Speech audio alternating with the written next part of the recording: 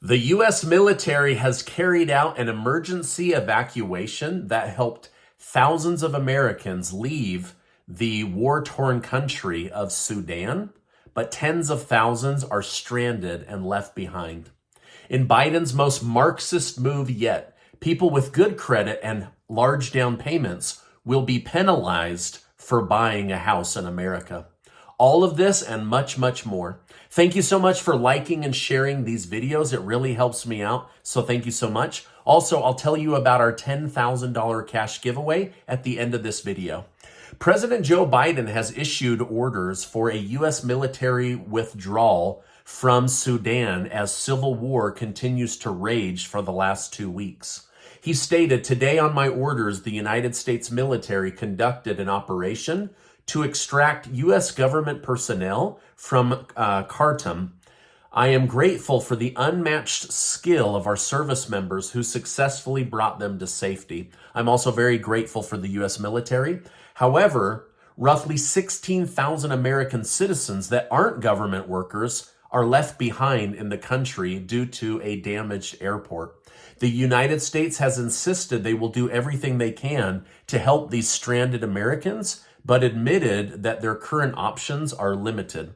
Now, here's what's really scary. These were very similar talking points the White House gave about Afghanistan, and we know for a fact that there are still tens of thousands of Americans trapped in Afghanistan under Taliban rule, and the government has done nothing to extract them. So kind of scary. Now, speaking of withdrawals, by the way, did you know that this is the 4th emergency withdrawal that President Biden has had to deal with? So either he's really, really good at it, or he's letting things fall apart, forcing these emergency evacuations. But I'll let you decide what you think. Now, speaking of withdrawals, former President Donald Trump has claimed that Biden failed the Afghanistan withdrawal, and this likely led to Russian President Vladimir Putin having the courage to attack Ukraine. He saw weakness with the U.S. government and the withdrawal, and so he pushed in on his enemy. Now, this is what he said: "I think it was the most embarrassing period, the way we withdrew, not the fact that we withdrew from Afghanistan. And I think Putin actually saw that, and he probably got a little more ambition.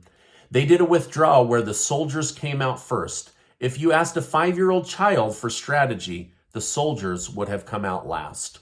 Now, back in Washington, D.C., Republican Representative Harriet Hageman has called for Secretary of State Antony Blinken to appear before Congress to testify about his role in discrediting the Hunter Biden laptop story. Hageman stated, "Blinken knew what was on that laptop, and he knew that the laptop belonged to Hunter Biden, and he knew and he knows that the Communist Chinese Party has paid the Biden family millions of dollars. Who does he choose? Does he pick the Biden crime family to support and defend and protect?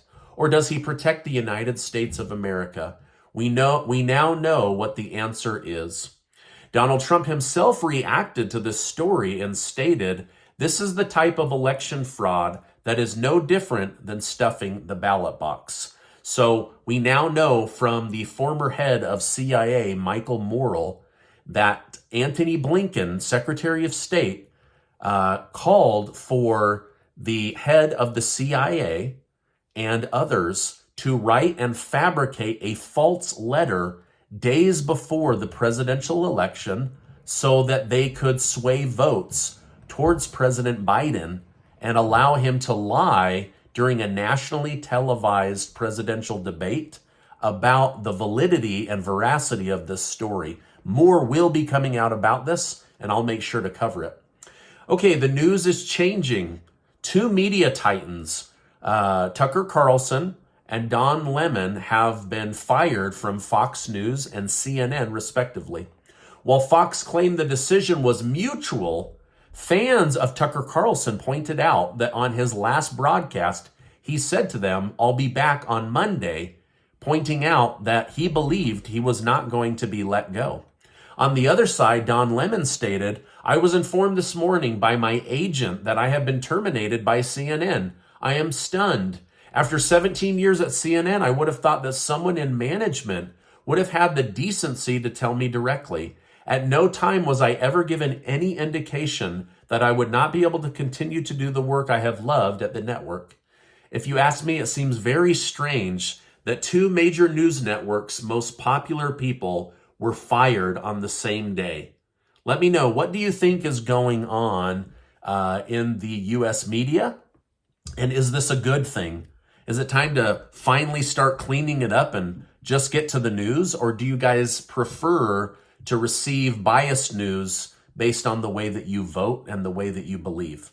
Let me know your thoughts down below. Now, Fox News had their stock slide over $500 million for firing Tucker Carlson. That's probably 15 years of income gone overnight. Yikes. Now, the major stock indexes are basically neutral today. Not really up, not really down. Gold and silver were slightly up, and Bitcoin was down. Now, I mentioned this with one of my expert guests' interviews, Colonel Tony Shaffer, how new documents coming out show that the CIA may have been involved in recruiting terrorists involved in the 9/11 airplane attacks. According to a brand new article on Zero Hedge, new court documents show that two of the terrorists being held at Guantanamo Bay, Cuba, say they were recruited by the CIA and the Saudi Arabian government to attack the United States of America.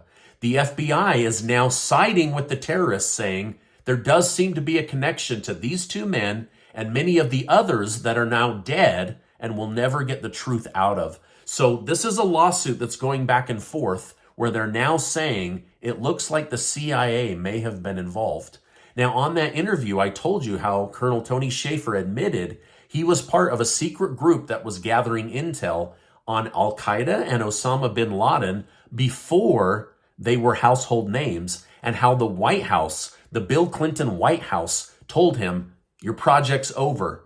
Then when George W. Bush came in, they also canceled the secret operation, and 8 months later, boom, the United States is attacked. Now, I'm not saying, I don't know what happened here, but it's really, really suspicious, and this is now coming out 22 years later. Florida Governor Ron DeSantis seems to be gearing up to run for president in 2024. During his trip in Japan, a CNN reporter asked what he thinks about losing to Donald Trump in the polls. DeSantis stated, I'm not a candidate, so we'll see if and when that changes. Following these comments, DeSantis met with the Prime Minister of Japan and is now set to travel to South Korea, Israel, and the United Kingdom. Now, why would the governor of Florida be traveling to meet with world leaders if he wasn't gearing up to run for the office of president? Mayor Eric Adams will be meeting with President Joe Biden soon to tell him how his soft and open southern border is destroying the city of New York. Thousands of illegal immigrants are burning through taxpayer-funded resources, and Mayor Adams wants answers right from Joe Biden himself. Now, do you think he will get those answers? I personally don't. Since Department of Homeland Security head Alejandro Mayorkas has testified to Congress there is no border crisis and that he is doing an excellent job. Now, you know how we know he's doing an excellent job? Because he told us, and we should just believe him, right? The U.S. government is caught between a rock and a hard place. On the one hand, the current administration wants to shut down weapon makers, apply gun reform, and make gun makers liable for the weapons that they sell, even though they aren't the ones that pull the trigger. On the other hand, they can't keep weapon makers moving fast enough to supply weapons to the people of Ukraine. So it's like they want weapons made so that they can sell and then deliver them, and they want everyone in the world to have guns except American citizens. Looks kind of bad, but this is what's in the news today. Okay, now, in one of the stupidest updates I've ever given on my show, the Biden administration is instructing mortgage lenders connected to the United States government to charge higher interest rates on Americans with good credit and larger down payments. So if you have good or excellent credit, you've worked all these years, starting on May 1st, your interest rate could be higher than another person by 1 to 1.25% because you have good credit and a higher down payment. The justification is this: if you are more responsible to put down money, then you could be more responsible to pay more money for your loan. Also, if you have good credit, you should be charged more because you were responsible with your credit for many, many years to get to this point. Now, basically, they want to reward people with poor credit and no down payment and penalize people with good credit and large down payments. I can understand trying to help people with less money or lower credit to finally live the American dream and get into a house. But for responsible people that spent years or decades cultivating their credit and saving money to be told you will pay more so that there will be equality, this is Marxism at its best.